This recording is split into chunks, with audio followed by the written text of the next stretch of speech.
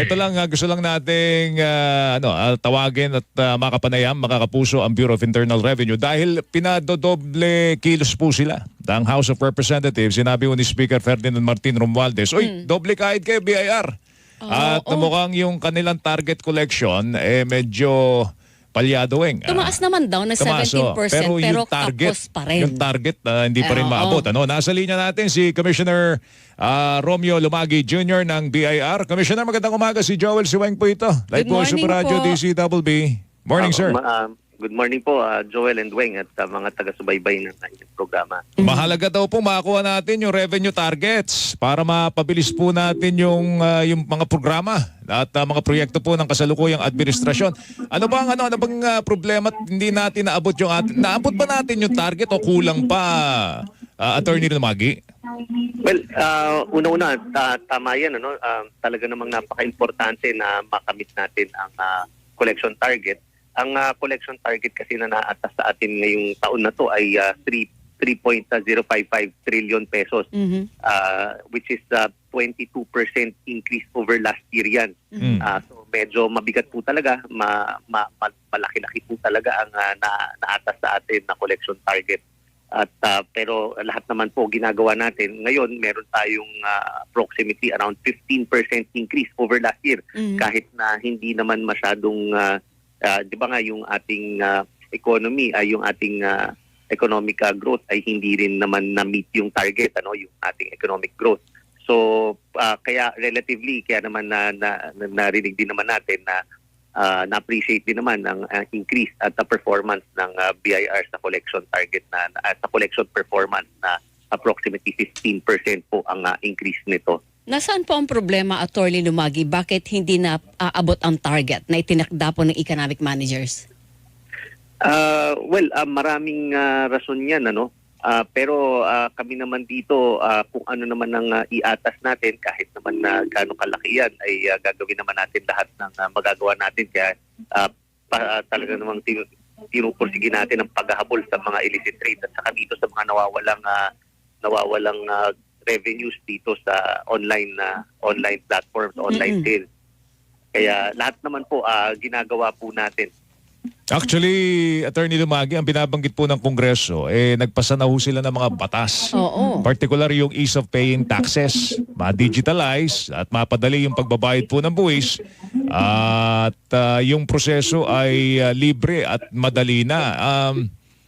May mga kasangkapan pa rin daw na pinasa ang Kongreso para mapabilis po ito. Pero hindi pa rin po naabot yung target, Attorney. Unang-una, yung EOPT law ay kakapasa lang po. Naging epektibo po yan ngayong January at kakagawa lang po natin ng revenue regulations para ma-implement itong batas na to at naging epektibo ng nitong April. Kaya naman din na nag-roadshow tayo para ma-explain sa ating mga taxpayers kung ano ba ang batas na to. So kung meron man maitutulong yan at sa revenues, kasi proseso po yan. So yung impact po niyan ay hindi naman agad-agad din mararamdaman. Dahil kasi kakapasa lamang po. So kung in terms of yung increase in compliance niyan ay hindi naman agad-agad ang epekto niyan. Plus yung ginagawa po natin na patuloy din ang ginagawa natin na pag-improve ng ating digital transformation. Again, it will take time dahil kasi may proseso pong pinagdadaanan yan. And hopefully, lahat po ng mga prosesong magpapagaan ang pag-comply ng buwis ay mararamdaman pa po natin yan siguro baka sa isang taon or 1 to 2 years pa yan kasi nga dahil pagka nakagawa tayo ng mga systems to improve on it, syempre itetest pa natin yan bago yan ma-roll out. So yung digital transformation ng Bureau and yung entire efficiency, increase in efficiency ay hindi naman agad-agad mangyayari po.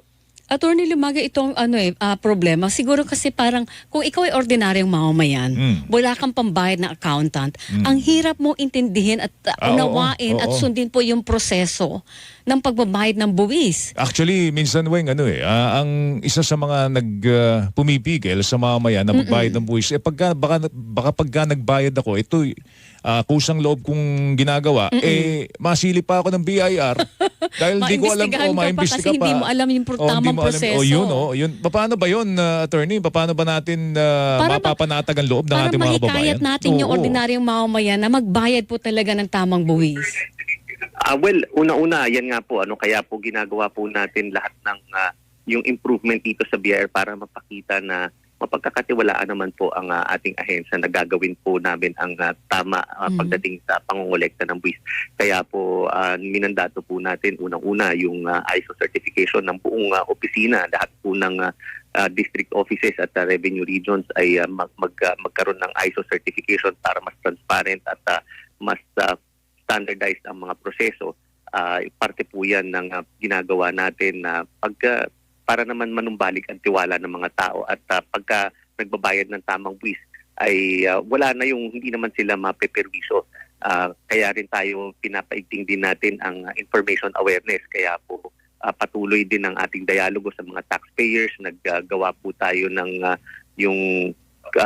nagpatuloy ang ating coordination sa mga different business organizations, business groups para naman maturuan ang mga taxpayers ng mga obligations pagdating sa pagnenegosyo, katulad din sa mga online sellers and mga social media influencers na naiintindihan natin na hindi naman nila din siguro alam lang kung anong obligasyon nila, kaya naman tinuturuan din natin sila at kung nagko-comply naman at nag-a-attempt mag-comply ay ang sisikapin din natin na hindi rin naman tayo masyadong magpaparusa sa kanila. Kaya din nung simula ng taon na to, nagkaroon tayo ng nationwide tax verification and compliance drive na hindi po tayo nag-impose ng penalties sa mga nakita natin ng mga violations dahil gusto rin nating ipakita sa kanila na tapat po at seryoso po ang aming ahensya na talagang pag binisita po natin ang mga establishments ay tuturuan po namin sila at hindi naman kami nandito para lang parusahan agad ang mga taxpayers na nagnanais na mag-comply. Pero pagdating dun sa mga talagang ang intention ay wag magbayad ng buwis at talagang mandaya, ay magiging strong kami dyan sa kanila. Ano na po ang compliance ng mga online influencers sa pagbabayad po ng buwis? Ang status po nito ay patuloy pa rin po ang aming pag-ugnayan namin sa kanila para naman na maintindihan nila. So nandun po rin po tayo sa coordination at dito rin sa mga online sellers ay binibigyan pa rin natin sila ng panahon. Nagbigay pa tayo ng palugit dahil naghingi rin sila ng palugit dito sa implementation ng withholding tax. Opo, so pero ano pa rin, maliit pa rin ang compliance, sorry Weng, Okay. Maliit pa rin ang compliance, attorney, sa mga influencers na ito. Bababa Maliit pa rin po. Marami pa rin po na mga influencers na hindi pa rin po registered, kaya rin na sinusubukan pa rin natin na mas makipag-coordinate lang din po sa kanila para naman hindi rin naman nila masabi na nanggigipit po tayo. Paano yung process niyo doon, Attorney Lumagi? May inventaryo kayo ng lahat ng online bloggers, lalo na po yung mga malalaki ang kita, and then sinusulatan niyo po sila and encourage sila na mag-register sa BIR. Ganun po ba yung proseso? Opo, patuloy pa rin po na nakikipag-coordinate kasi namomonitor naman po natin sila kung sino-sino talaga yung mga top din po dyan at kinokontak rin po namin sila para maturuan po sila at ma-remind po sila na ito po yung kanilang mga obligasyon para makapatuloy sila na maayos sa ginagawa nila. Kasama po dyan yung mga sa online nagbebenta ng produkto, sila yung ginagamit, sila yung personalities na kumbaga parang nag-ads or nagsasabi na anong klase ang produktong ito, iniengganyo ang taong bayan na bumili. Kasama po sila doon sa target ng proyektong ito ng gobyerno. Tama po. Kasi po talagang gagabayan po natin sila at again, through the mga online platforms, nakikipag-coordinate tayo sa kanila. At nakita rin naman natin na malaki po ang dagsa ng mga nagrehistro simula pa po nung pinataw po natin itong withholding tax system dito sa online sellers. Marami pong nagrehistro. Okay. Paano po doon sa ano? Ano po ang inyong target for this year, for 2024? Ang target po na nabigay po sa atin ay 3.055 trillion for po. this year, oo. Kaya ba yun, Commissioner John? Sa pagtatapos ng 2024. Medyo, parang merong bagyang pag-aalinlangan sa boses po ninyo. Commissioner John, 3.055 trillion. Opo, ito pong target po na to, again, siyempre yan ang kailangan ng ating gobyerno na naiata sa atin. So gagawin po natin lahat, kaya nga po lahat po na makakaasa po ang ating pamahalaan na gagawin po ng BIR ang lahat po mula sa pagtugis sa mga illicit cigarettes na ang laki nang nawawala sa atin dyan, at sa mga vape products na patuloy pa rin na naglalaganap ang mga illegal na vape products na hindi nagbabayad ng excise tax. At yung dito sa vape products, nag-impose na rin po tayo ng stamp system dyan para naman na madali na pong makita ng ating mga kababayan kung hindi bayad ang buwis ng vape products, dahil ngayon makikita na rin po yung kung ano yung nakikita natin sa sigarilyo na stamp, dapat nandoon na rin po yan sa mga vape products. So malaki rin po ang nawawala dito sa industriya ng vape. Kaya, kung wala yung stamp na yon, ang pakahulugan nun na commissioner ay either smuggle yan o kaya naman hindi dumaan sa kamay ng BIR. Hindi nagbayad ng buwis. Opo, kasi po, definitely po, kasi minsan meron din po nagkakaroon na rin po ng backyard industry dyan. Ang nakikita po natin ay yung mga juice po ay dito na lang siguro pinoproduce. Nawala si Commissioner. Si Commissioner Jun na naputol yung kanyang linya. May backyard industry na ng vape. Tsaka gusto ko lang sana Weng na idulog kay Commissioner Jun kasi meron tayong mga professionals na nagpahatid ng kanilang reklamo. Pinapalitan yung kanilang mga resibo eh. Existing na yung resibo nila. Pero kailangan palitan nila ng sales invoice. Yes. Bago na ngayon. Hindi bahagi ng ease of paying taxes yun eh. Di ba? Parang... Imagine mo, dami yung natirang resibo. Oo, di ba? Tapos... Tapos itatapon mo, itatabi mo na yun kasi papalitan mo na sales invoice. Ng sales invoice. Baka hindi nakatutulong yun para mahikayat mo na magbayad ng buwis. So bakit? Anong rational nun? Bakit kailangan mo magpalit ng resibo? Pwede ba ibalik natin si Commissioner Jun? Kaya pa ba? Maitulog lang natin ito kasi sila yung napupulaan no? Oo. Commissioner, naputol kayo. Hello, sir. Hello. Okay. Yan, Oo. May dudulog lang kami sa inyo kasi marami yung kami natanggap na reklamo tungkol po doon sa atas po ng BIR na palitan yung mga resibo ng mga professionals from Resibo from the to? current receipt. Ngayon sales invoice na. Hindi raw pa nakatutulong po yung sa ease of paying taxes. Ano ba ang tugon ng BIR po dyan?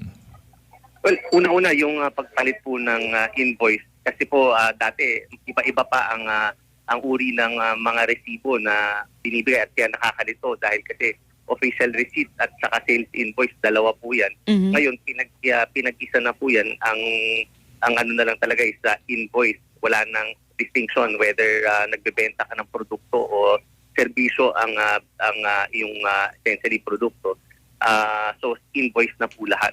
So, kailangan pong palitan in terms of yung accounting system din para wala nang kalituhan. So, talaga pong mas mapapasimple ang pag-comply ng ating at walang magiging kalituhan. Pero naintindihan natin yung sinasabi ninyo na siguro dahil yung mga iba po sa atin ay nakapag imprenta na. Marami na mga official receipts.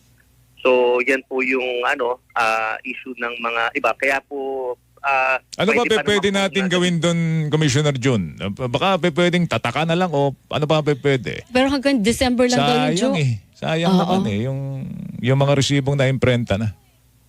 Opo, pwede pa naman pong gamitin yan hanggang December tapos tatatahan lang po ng invoice. So mag-issue sila ng mag-issue para maubos. Opo, kaya... Iba kasi hindi nag-i-issue eh. Oo. Sige, Commissioner Jun, yun lang ang pakay namin sa inyo. Kami po yung nagdarasal na makamit po ninyo yung target na 3.055 trillion, Weng. No? Kasi naman, ang buwis po na Mabigat. galing na makukolekta ninyo ang pampondo pampondo sa mga programa proyekto. ng gobyerno. Sir, thank you. Ingat kayo, Attorney Jun. Thank you. Marami pong salamat at sana po patuloy po nating palalahanan ating mga kababayan at pati sa mga obligasyon ng pagbabayad ng fees. At saka naman din po yung yung ating kampanya laban sa mga illicit trade, yung mga sigarilyo at itong nagbebenta ng mga vape products dahil po napakadami pa rin po talaga ng nagbebenta po ng mga vape products kahit naman na patuloy ang ating ginagawang kampanya laban dito. Sige po. Attorney Lumagi, mag-ingat ka. And Thank you, good morning sir. to Good you. luck po. Thank you. Opo, maraming pong salamat at magandang umaga po sa ating lahat. Commissioner Romeo Lumagi Jr., BIR Commissioner. Kaya